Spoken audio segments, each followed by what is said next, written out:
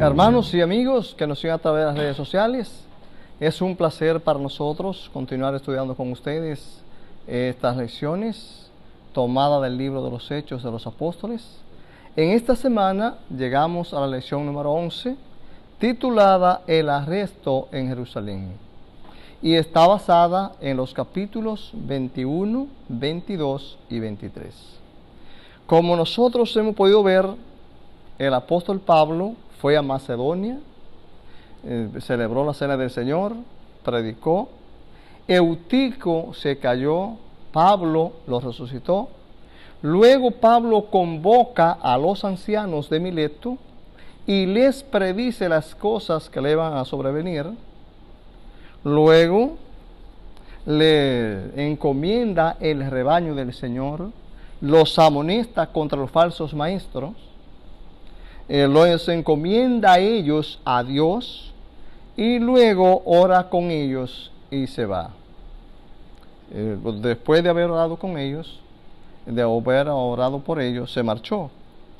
Nosotros podemos ver, es evidente, que después del primer viaje misionero del apóstol Pablo, había un ligero problema entre judíos y gentiles, no generado por los gentiles, sino por los judíos que querían ponerle cargas a los gentiles. Querían que los gentiles se circuncidaran y que hicieran otras tantas cosas más que ya eran necesarias, sino cosas que eran de la ley de Moisés, cosas que ya habían tenido su cumplimiento, por lo tanto no eran necesarias. Así que entonces, como los gentiles no querían someterse a estas cosas, ahí estaba el problema entre ellos. Pero como nosotros sabemos, el apóstol Pablo era un hombre de paz, un hombre de bien. El mundo necesita hombres como Pablo, hombres que construyan y no destruyan, hombres que unifiquen y no disgreguen.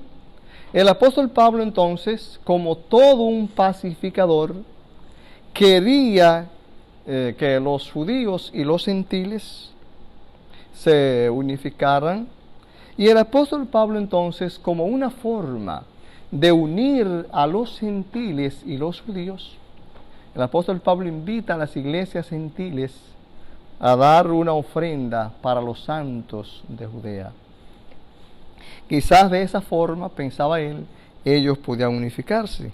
Lo mismo que con el viaje a Jerusalén, aunque él sabía que no le iba a ir bien en el viaje, porque él mismo ya lo había dicho a los ancianos de Mileto, sin embargo, parece que en su mismo afán por unificar la iglesia, él quiso ir a Jerusalén. Ahora echémosle un vistazo al versículo para memorizar, al versículo de memoria de esta semana. Y nos dice: a la noche siguiente se le presentó el Señor y le dijo: ten ánimo, Pablo, pues como has testificado de mí en Jerusalén, así es necesario que testifiques también en Roma. Y está tomado del capítulo 3, el versículo 11. Nosotros vemos a raíz de qué aparece este versículo aquí. ¿En qué contexto? Como nosotros sabemos, el apóstol Pablo se había presentado ante el Sanedrín, y allí Pablo estaba ante el Sanedrín y estaba hablando acerca de la resurrección. Había personas que creían en la resurrección, otros no creían, algunos estaban a favor de Pablo, otros en contra.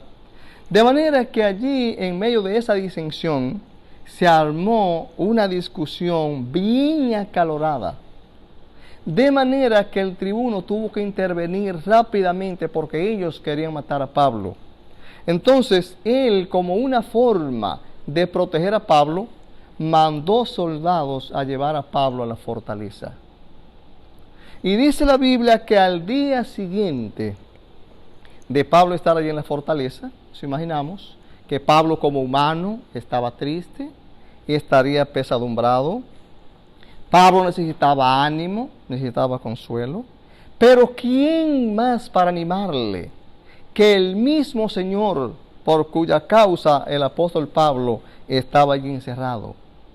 Él mismo se le apareció a Pablo para dejarle ver en primer lugar que Pablo estaba haciendo lo correcto, que aunque otros consideraban que él estaba haciendo lo malo, él estaba haciendo lo correcto, porque estaba cumpliendo con la obra que él le había encomendado. Estaba llevando el mensaje de salvación. Y segundo, para dejarle ver que Jesús estaba con él, que no lo había abandonado. Y le dice que así como Pablo había testificado en Jerusalén, también era necesario que testificara de él en Roma también. O sea, eso animaba mucho al apóstol Pablo. Pasemos ahora brevemente a la parte del domingo, que se titula Encuentro con los dirigentes de Jerusalén. El apóstol Pablo llegó a Jerusalén y cuando llegó recibió una calurosa bienvenida por parte de algunos de ellos. Algunos de ellos le dieron una cordial bienvenida a Pablo. No obstante, en Jacobo, el hermano del Señor, y los ancianos, predominaba una gran preocupación. Digo una gran preocupación, era una preocupación en grado superlativo, porque ellos sabían lo que estaba ocurriendo. Ellos conocían qué hombre era Pablo, un hombre valiente, y sabía también la información errónea que los judíos tenían acerca de Pablo. De manera que ellos estaban preocupados pensando qué iba a ocurrir con Pablo y los judíos con ese viaje de Pablo a Jerusalén.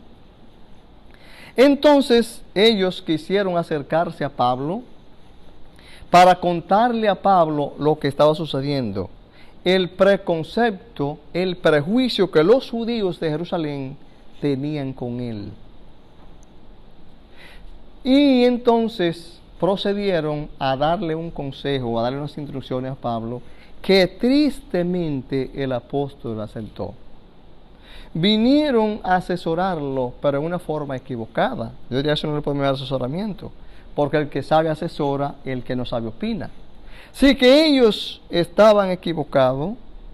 Ellos vinieron para decirle a Pablo, para darle unas ideas a Pablo, para darle unas instrucciones, que al apóstol no le convenía, aunque la aceptó. Ellos le dijeron a Pablo, mira, está ocurriendo esto contigo. Los judíos de aquí están informados o mal informados acerca de ti. A ellos le han dicho de ti que tú estás promoviendo la apostasía, que tú estás haciendo apostatar a los judíos. No, en este caso no a los gentiles, sino a los judíos, enseñándole que no se deben circuncidar y que no se debe guardar la ley de Moisés. Así que cuando ellos le dijeran, los judíos tenían esta información, al hablarle de esto, obviamente ellos no veían bien a Pablo. Entonces ellos le dijeron, mira, lo que tú debes hacer es lo siguiente, pero presta atención a la propuesta que te vamos a hacer. Creo que esta es la única salida, una salida salomónica para ti. Aquí hay 4 hombres que tienen obligaciones de voto, están obligados a cumplir voto. Estos 4 hombres, tú tienes que tomarlo consigo, pagar, rasparle la cabeza y purificarte con ellos. ¿Qué ocurría? Ellos dicen que había 4 hombres allí que tenían que cumplir voto. Habían hecho voto, tenía que cumplirlo. Entonces Pablo, como una forma de probar a los judíos que él también observaba, que él también participaba en los ritos, que él también observaba la ley ritual, Pablo debía tomar a estos hombres, rasparle la cabeza, purificarse con ellos, y entonces así presentarse al sacerdote, y más que eso, también pagar por el corte del pelo al barbero, y también comprar los animales que se requerían para la ofrenda. ¿Qué significa eso entonces? El apóstol Pablo, con respecto a estos hombres, ocurría lo siguiente con el nazareato. Había algunas personas que hacían voto para toda la vida, lo hacían desde su nacimiento. Otros desde antes de nacer, o sea, sus padres lo hacían por ello. Pero había algunos que hacían voto por un tiempo determinado. Y esas personas que hacían voto por un tiempo determinado, cuando una persona hacía un voto en Nazareo, se consideraba que la persona estaba buscando apartarse para el Señor, consagrarse al Señor, y entonces por eso la persona se dejaba crecer el pelo. Se consideraba que en el pelo estaba la fuerza, allí en el pueblo, en el pelo estaba el vigor, que entonces ellos no se cortaban el pelo, pero algunos lo hacían hasta cierto tiempo. Y una vez llegaba ese tiempo, entonces ellos estaban libres para cortarse el pelo. ¿Qué era lo que ocurría con estas 4 personas que ellos le presentaron a Pablo? Digo que tristemente Pablo aceptó por lo siguiente. Al aceptar esta propuesta iba en contra de la misma enseñanza que Pablo hacía, porque Pablo enseñaba que no había 2 evangelios, que no había un evangelio para que la persona se salvara por la obras de la ley y otro evangelio para que la persona sea salvo por la gracia, sino un solo evangelio que enseña que somos salvos por gracia y no por las obras de la ley. Entonces, cuando Pablo acepta esta oferta, y ahora vamos a pasar brevemente a la parte del lunes. Aquí en la parte del lunes se titula El disturbio en el templo. ¿Qué ocurrió con el disturbio en el templo? Significa que como Pablo aceptó la propuesta de rasurar a estos hombres, Pablo tiene que hacer lo siguiente, repito. Con estos hombres que habían hecho voto y ya el voto estaba para cumplirse, Pablo debe hacer lo siguiente. Debía ir al barbero, al peluquero, pagar para que a estos hombres le cortaran el pelo. Pero además de eso también había que ofrecer por la purificación un carnero, un cordero, unos palominos. Todo esto costaba dinero. Pero el apóstol Pablo también tenía que purificarse, porque se consideraba que cuando los judíos se juntaban con los gentiles, quedaban inmundos. Entonces, como Pablo, para ellos estaba contaminado, estaba inmundo, el mismo Pablo debía purificarse. Y tenía 7 días para hacerlo. Cuando se cumplieran esos 7 días, entonces Pablo se presentaría en el templo y allí anunciaría el cumplimiento del voto de estos nazareos y procedería a hacer ya lo que hemos dicho. Pero mientras Pablo esperaba los días del cumplimiento de esta purificación, que tenía 7 días para hacerlo, vinieron unos judíos de Asia y dijeron que el apóstol Pablo, como ellos habían visto a Pablo andando en la ciudad con un hombre de Éfeso llamado Trófimo, un hombre que era griego, un hombre que era gentil, ellos dijeron entonces que Pablo había entrado ese hombre al templo, al lugar santo, y que lo había profanado. ¿Por qué? Ellos tenían un muro de poca estatura. Ese muro dividía la parte exterior del templo con la parte interior. Del muro para acá, de la parte exterior, podía ir cualquier persona, aunque estuviera inmundo, aunque estuviera lo que estuviera, pero no podía traspasar el atrio interior, porque se consideraba que estaba contaminando el lugar santo. Ellos eran categóricos y tenían unos carteles escritos en hebreo, en griego y en latín. Estaban escritos en griego y en latín. Ahí ellos especificaban que las personas no podían cruzar de ahí para allá, no podía cruzar ninguna persona que estuviera inmunda, ningún gentil. Y si cruzaba era digno de muerte. Entonces, al acusar a Pablo, de que ellos lo habían visto entrar a una persona gentil al atrio interior. Entonces quiere decir que Pablo, decían con eso que Pablo había contaminado el lugar santo.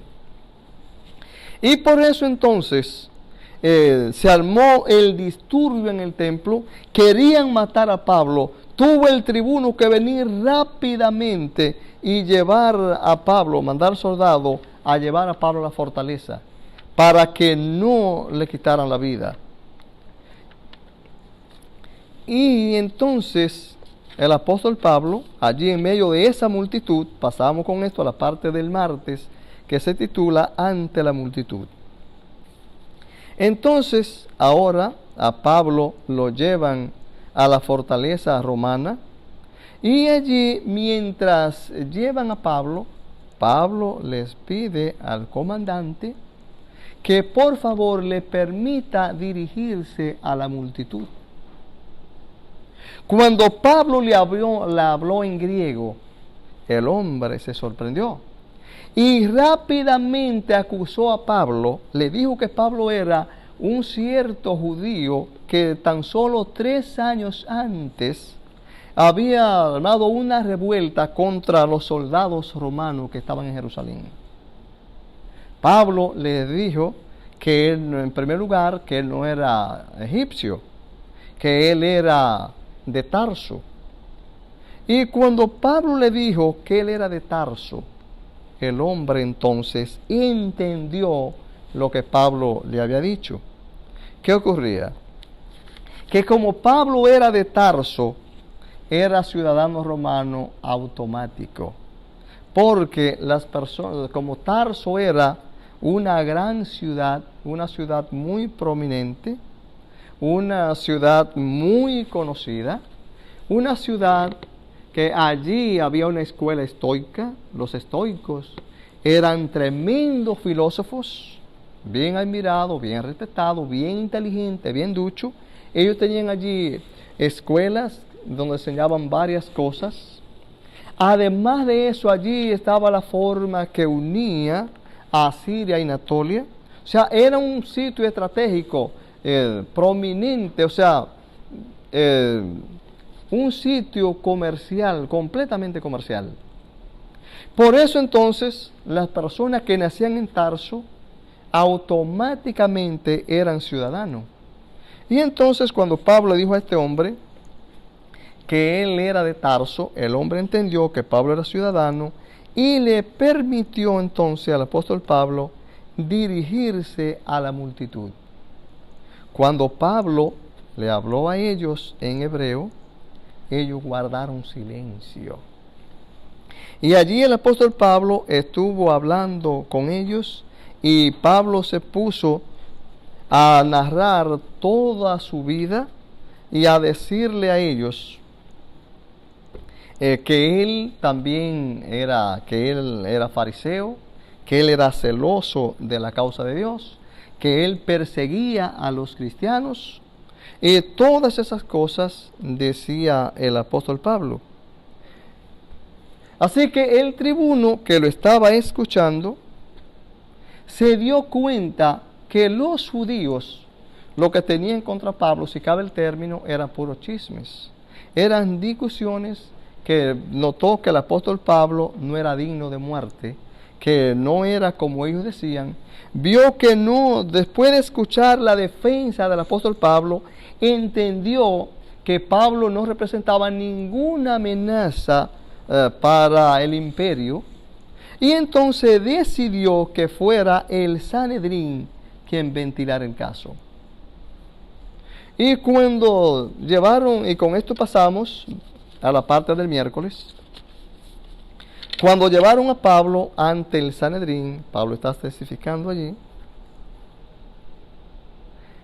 y Pablo dice en su discurso que él tenía buena conciencia, que él tenía su conciencia limpia. Con eso quiere decir que no había hecho nada malo, que ni le había faltado a los hombres ni a Dios. Él tenía su conciencia limpia, su conciencia no le acusaba porque él estaba haciendo el bien. El sumo sacerdote ordenó a las personas que estaban cerca de Pablo que le dieran a Pablo por la boca. Y cuando le dieron a Pablo por la boca, Pablo reaccionó diciendo al sumo sacerdote: pared blanqueada, tú estás aquí sentado para juzgarme, no para pegarme. Entonces tú estás para cumplir la ley. Y cuando manda a que me golpeen, tú estás violando la ley. Cuando Pablo le dijo pared blanqueada, de las personas que estaban ahí, le dijeron: mira, está hablando blasfemia, está hablando en contra de Dios. Pablo entendió, Pablo no sabía, él lo admitió ahí, que el hombre era el sumo sacerdote. Pablo dice que la Biblia dice que no se puede maldecir, la ley dice que no se puede maldecir a un príncipe, pero que él no sabía que el hombre era sacerdote. No era el sumo sacerdote, Pablo no sabía. O sea que cuando Pablo dice a él pared blanqueada, claro, es un sinónimo de limpieza, pero con un interior completamente miserable. ¿Por qué Pablo le dijo hacia el sumo sacerdote? Claro, inconscientemente de que fuera sacerdote. Es que el sacerdote tenía que respetarse, tenía que darse a respetar, tenía que respetar a Pablo también. El ser humano responde al trato. Y como él irrespetó a Pablo, Pablo también lo irrespetó a él. Si Pablo hubiese sabido que él era el sumo sacerdote y que él mismo se hubiese respetado, significa que él no le daba mucho énfasis a su investidura. Él no se hacía respetar como sumo sacerdote, para que no se distinguía entre los demás, puesto que Pablo, de hecho un hombre inteligente, no pudo distinguirlo entre los demás. Bueno, nosotros debemos distinguirnos entre nosotros y las personas comunes, o sea, las personas que no conocen de Dios. El mundo debe saber que somos cristianos, debe saber que profesamos nuestra fe. Así que Pablo entonces se disculpó cuando entendió que el hombre era el sumo sacerdote. Pero Pablo, en su defensa, Pablo dice que él había ido allí porque él tenía, se pone a hablar y habla de que él tenía la esperanza de la resurrección, que un día iban a resucitar los vivos y los muertos. En el concilio que estaba compuesto por saduceos, por fariseos, también había algunos escribas. Cuando esta gente oyó hablar de que Pablo creía en la resurrección, porque los saduceos no creían en la resurrección, no creían en el Espíritu, no creían ni siquiera en los ángeles, solamente creían en los primeros 5 libros de la Biblia escritos por Moisés. Pero cuando los fariseos oyeron que Pablo creía en la resurrección, de una vez salieron en defensa de Pablo. Y ahí mismo, de una vez, los escribas, como nosotros decimos un término popular, lo cogieron para ellos y defendieron a Pablo. Dijeron: este hombre no merece estar aquí, este hombre no es digno de muerte, este hombre no es culpable, este hombre está haciendo el bien, este hombre está haciendo algo que debe seguir haciéndolo, por lo cual no merece prisión y mucho menos la muerte. Ellos entonces se incomodaron. Al no poder quitarse a Pablo de encima por los medios legales, o sea, ya habían recurrido al concilio, no habían podido, habían recurrido al Sanedrín, no habían podido, entonces trataron de tomar el juicio en su mano. Y con esto pasamos a la parte del jueves y última parte. Trataron entonces de tomar el juicio en su mano y orquestaron un macabro plan para quitar la vida a Pablo. Estaban tan enfadados con Pablo que se propusieron no comer ni beber hasta no ver el cuerpo inerte de Pablo, hasta no ver a Pablo muerto. Y estaban diciendo la forma como lo iban a matar, estaban diciendo que le iban a decir al comandante que tenía que escuchar a Pablo más, que Pablo tenía que seguir dando más declaraciones, que tenía que seguir allí interrogando a Pablo. Y entonces, así en esa forma, ellos lo iban a matar. Pero allí estaba el sobrino del apóstol Pablo. Y el sobrino de Pablo, que estaba oyendo todo lo que ellos decían, oyó todo de la forma como ellos describieron ese plan macabro que tenían en contra de Pablo, y fue a la fortaleza donde estaba Pablo y contó todo al apóstol. El apóstol, de una vez preocupado porque sabía lo que esto significaba para él, mandó a llamar un centurión. Y cuando vino el centurión, Pablo le dijo: mira, anda al comandante y llévame este joven. Dile al comandante que este joven tiene algo que decirle, pero por favor que lo escuche. Cuando el centurión llevó el joven al comandante, él lo escuchó.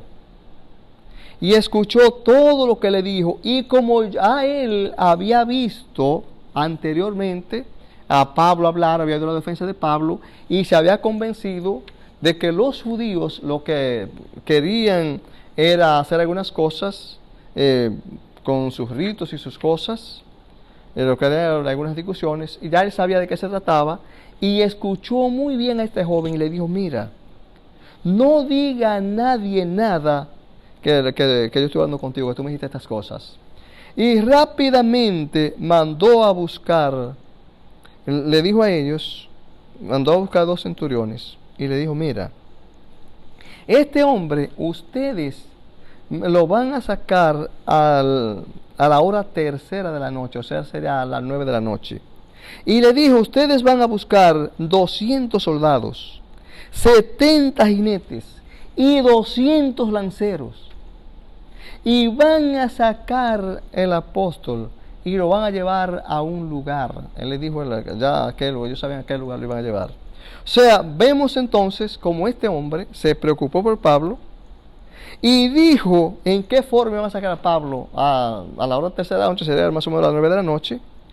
Iban a venir 200 soldados, 70 jinetes y 200 lanceros, hombre experimentado en lanza, hombre acostumbrado a pelear con lanza. Si fuera hoy, quizás usaríamos el término, quizás, francos tiradores. Y Pablo iba a estar completamente blindado. Y allí, en medio de esa extrema seguridad, iban a sacar el apóstol, y así lo hicieron.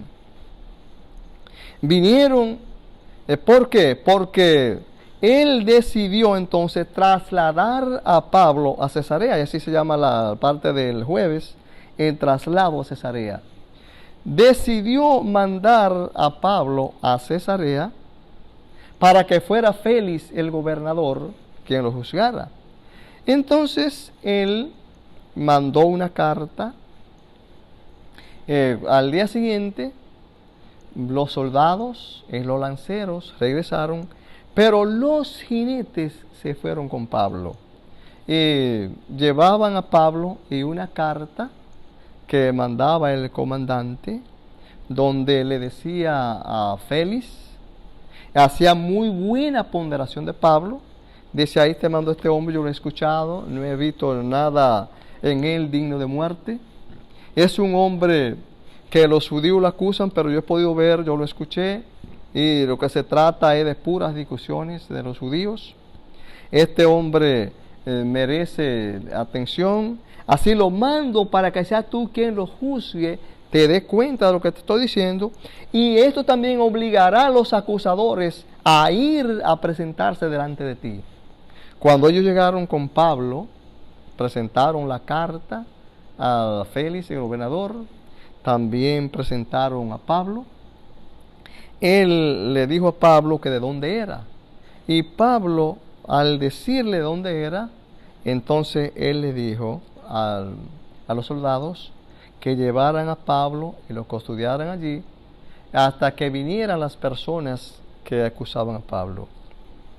5 días después vino el sacerdote y vino también otra persona, un presunto orador que ellos trajeron, y allí hablaron muchas cosas en contra de Pablo. Y mientras ellos estaban allí hablando en contra de Pablo, mientras ellos seguían acusando a Pablo, Pablo también se defendió. Él no condenó a Pablo, sino que dejó a Pablo, lo dejó allí, siguieron custodiándolo, hasta que él pudiera después interrogarlo mejor.